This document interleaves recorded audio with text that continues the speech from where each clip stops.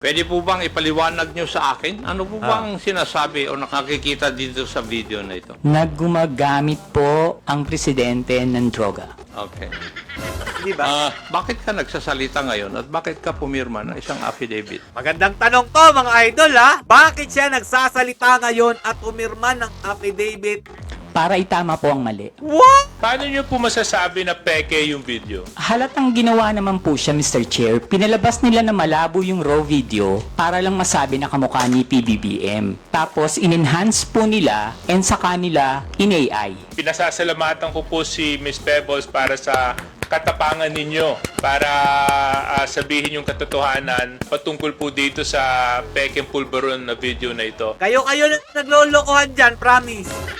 Pero naisip ko nga, siguro talagang matindi pangangailangan dahil lang sabi nga niya, ang talagang inaasahan na niya panghanap buhay, online selling sa internet, no? Kaya po, sa tingin ko, nalagyan po ito. Kasi hindi basta-basta magsalita dyan, mga lodi, no? Hindi mo isusugal yung sarili mo na magsalita dyan kung wala kang mapapala o wala itong kapalit.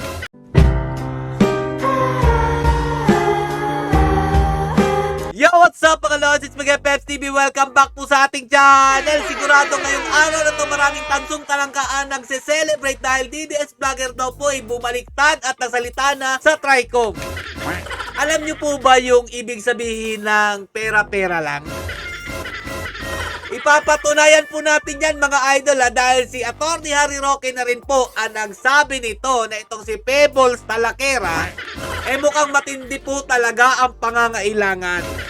Yari. Iba talaga nagagawa ng salapi mga idol. Dati panay po negatibo ang sinasabi nito kay Marcos Jr. Pero ngayon mga lodi, dinidepensahan niya po ito. Kasi dito po sa kanilang Tricom hearing mga idol, ito nga daw po yung naimbitahan si Pebbles. At dinidepensahan niya po itong video nito. Ito, play natin mga idol. May ipapakita akong video. Paki-plus po yung video na sinubmit ni Pebbles bilang Annex B ng kanyang affidavit. Yan. Binablurred po yan kasi bawal Ito po yan. ba yung video na pinag-uusapan po natin na Pebbles? Yes po, Mr. Chair. At yan din ang video na pinadala sa iyo ni Maharlika noong July 22. Yes po, Mr. Chair. Ito rin po ba ang tinaguriang pulburon video? Yes po, Mr. Chair. Pwede po bang ipaliwanag nyo sa akin? Ano po bang sinasabi o nakakikita dito sa video na ito? Naggumagamit po ang presidente ng droga. Okay. Di ba? Meron din dito sa iyong affidavit. Binanggit mo yung isang raw version at yung enhanced version. Pakipaliwanag po sa amin. Ano po ang ibig sabihin nito sa iyong affidavit? Yung raw version po kasi, kapag tinignan nyo, hindi nyo siya masasabi na, kahit na hindi po siya talaga, hindi nyo rin po talaga masasabi na si PBBM. So, in-enhance po nila yung video para mas maging maliwanag at mas makita. Okay. Ang ibig nyo bang sabihin, na-edit yung video? Yes Dun po, sa Mr. Chair. enhanced version? Maski po yung raw video, hindi po ako naniniwala na si PBBM yan. Bakit mo pinost? Hindi ka pala naniniwala. Ano yung utu-utu ka? Tinapay naman talaga, oo. Hindi po ako naniniwala na si PBBM yan. Ano po yung inyong basihan? Kasi po, Mr. Chairman, pwede pakiulit yung sinabi mo kanina, Miss Kunanan? alin po, Mr. Chair? Yung hindi si ano yun? Sino yun? Sa raw at saka enhanced version? Hindi po si PBBM yan. Hindi si... PBBM, hindi po yan yung presidente. Thank you, Mr. Chairman. Ano po Dinidinay yung niya po. basihan po ninyo, Pebbles? Kasi po, Mr. Chair, hindi naman po talaga yun yung mukha ni PBBM. Noon ko po pa kasi siya kilala. And kung yung edad niya that time, kung titingnan po mabuti yung nasa video, kung 30 plus pa lang siya or 40, parang wala pa po yatang cellphone nun. Sabi Sabi po niya dito, hindi daw po yun si PBBM. Pero eto po mga lods, papakita ko lang sa inyo. Nag-post din po kasi si Sas Rogando Sasot. Sabi niya dito, wahahaha, Maharlika had that video authenticated by forensic expert in the United States. It is not deep fake. Dapat mga idol, eto po yung sinumite ni Pebbles yan po sa Tricom. Para naman ipatawag kung sino po yung nag-authenticate ng video galing po sa United States. Diyan mapapatunayan nila kung hindi ba talaga yan totoo o edited ba talaga yan. Basta ako mga lodi nag-share lang ako niyan. Labas ako diyan. Hindi sa akin yung video na yan.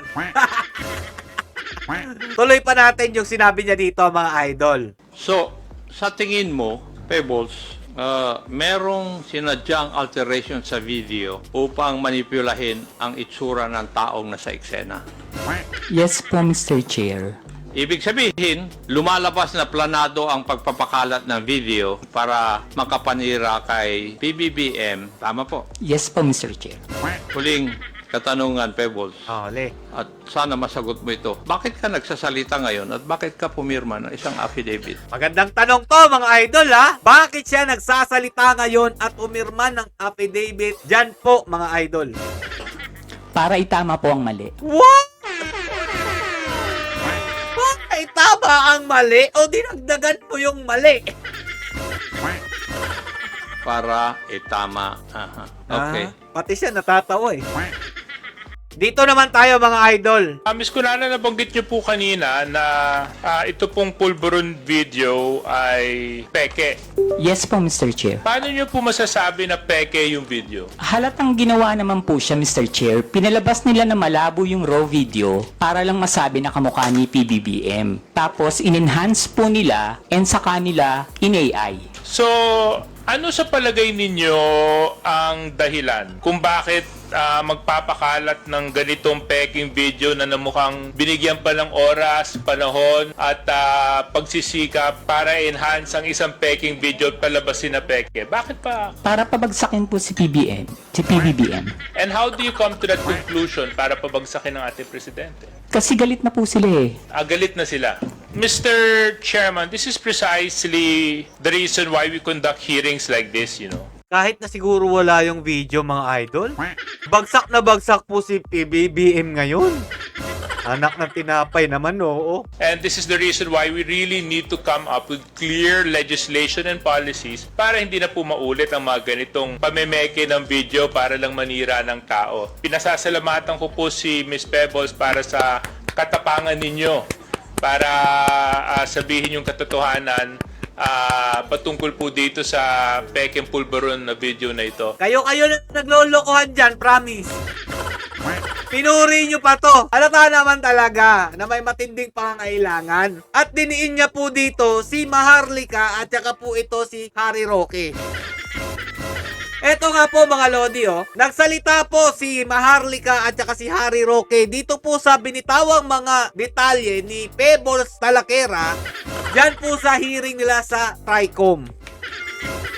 Pakinggan nyo pong mabuti, mga Lodi, ha, at imbis na magalit po si Atty. Harry Roque, naawa dito kay Pebbles Kunanan. O ito, mga Lodi, ang detalye at pakinggan nyo mabuti.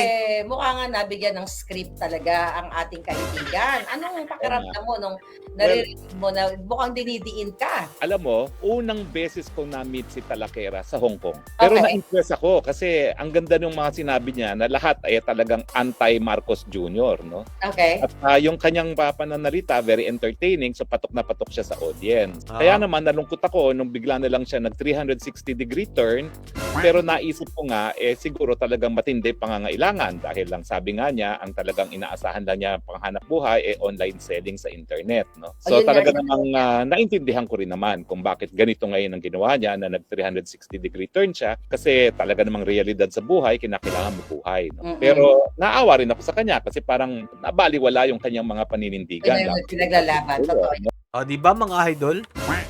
Ito ang matinding dahilan niya, kaya po siya bumaliktad at kunyari, tinatama niya ang mali. Pero ang totoo niyan, mga Lodi, nabigyan lang po ito ng magandang presyo. Nabigyan ng script para po bumaliktad at maging kaanib na po nila. Tingnan nyo naman po doon sa kanilang hearing, mga Lodi, kung ano po yung iniinom ng mga congressman doon, yun din po yung iniinom niya. Alagang-alaga po siya doon. At ito pa po ang isang matibay na ebidensya. Dahil kung tinatama mo ang mali, Pebbles, bakit ka aanib o ikakampanya mo ang mga taong inaakusahan na umuubos ng pera ng kaban ng ating bayan? Ito, sasample ko sa inyo. Ito po yung post niya nung March 2, mga idol. Sabi niya po kasi dito, maraming nagtatanong kung sino daw po ang mayor at vice ko. Siyempre, kay Hani at Yul ako solid. Ayoko kay Boy Benta. So, tinatanong nila kung sino daw na ang iboboto kong mayor dahil hindi ako nagpo-post. Siyempre, dito tayo kay Hani Lacuna and Yul Servo. O, di ba mga idol? Sino po yung mga kaanib nitong Hani Lacuna at saka Yul Servo? Siguro naman po, kilala nyo naman to kung sino po itong nag-i-endorso kay Yul Servo at saka kay Mayor ng Manila na si Lacuna.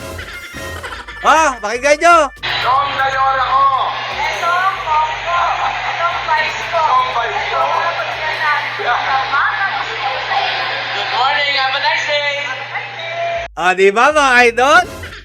Sumapi na po siya at meron na po siyang kinakampanya na alyado po ng bagong Pilipinas, bagong muka.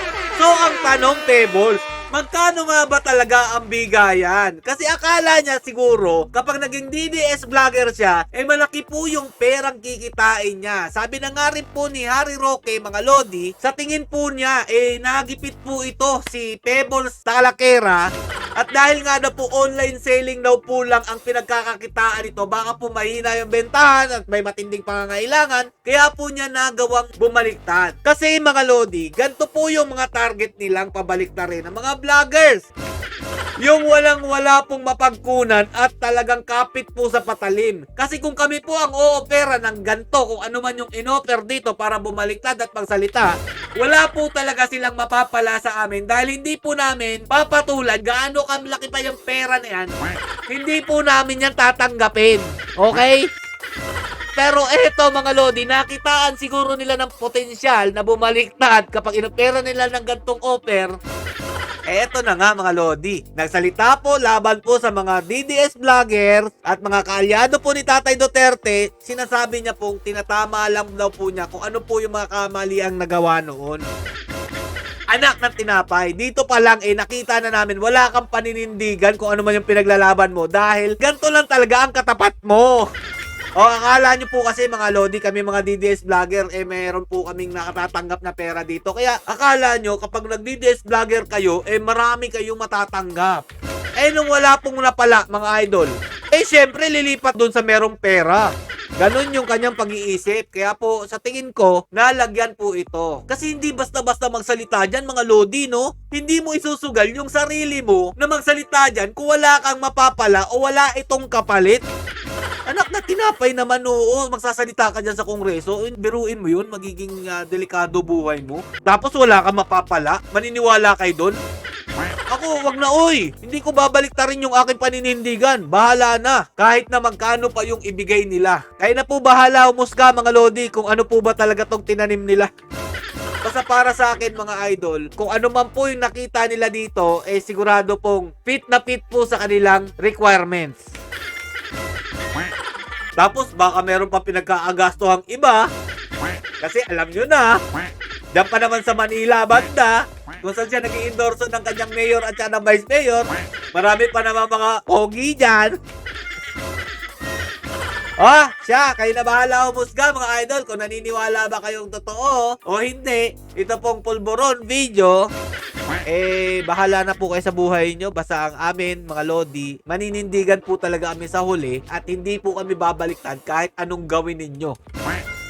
Stay safe mga idol and God bless you all. Duterte pa rin hanggang sa huli.